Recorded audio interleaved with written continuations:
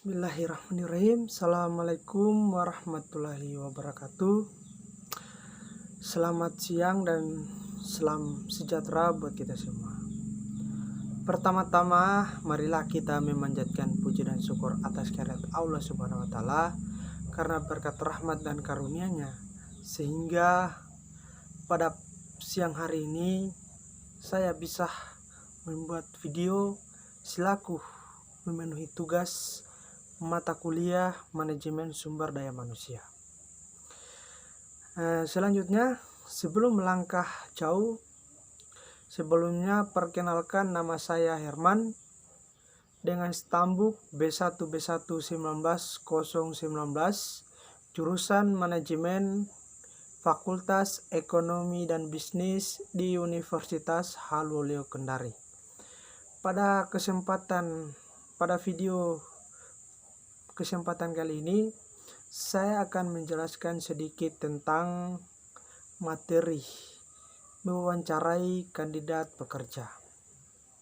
Dapat kita lihat bersama bahwa dalam mempekerjakan seorang karyawan atau seorang pekerja, hal yang paling penting itu adalah wawancara. Karena dengan melakukan wawancara, seorang manajer dapat mengetahui latar belakang si calon pekerja atau si calon karyawan ini, atau dapat mengetahui profil dan bakat calon seorang karyawan yang dia wawancara ini. Yang kemudian daripada itu, seorang manajer juga dalam melakukan wawancara itu harus mengetahui dasar-dasar dalam melakukan wawancara itu. Karena kita ketahui bersama bahwa wawancara itu adalah salah satu alat prediksi untuk memprediksi kinerja pekerjaan di masa mendatang.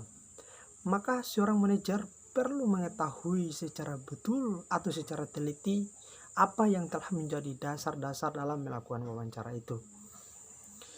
Karena tak asing atau kemudian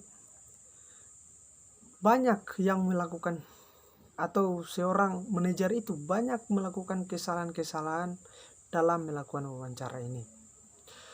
Yang seringkali mereka lakukan kesalahan dalam melakukan wawancara ini yaitu mereka langsung menyimpulkan atau memberi nilai tanpa mengklarifikasi sebelumnya sebenarnya apa yang dibutuhkan seorang karyawan, agar supaya menjadi penyimpulan dan penilaian seorang manajer ini sinkron dengan apa yang dia butuhkan seorang karyawan atau calon si karyawan itu, supaya tidak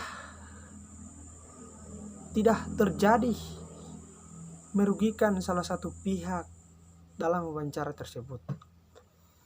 Yang kemudian terkadang ada juga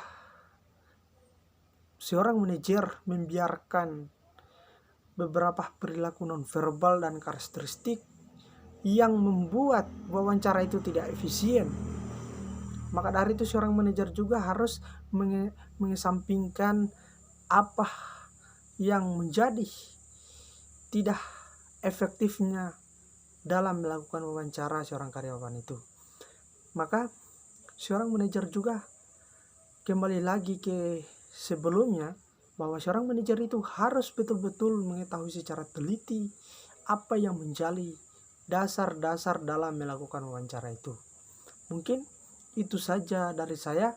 Saya akhiri, wabillahi taufiq walhidayah. Assalamualaikum warahmatullahi wabarakatuh.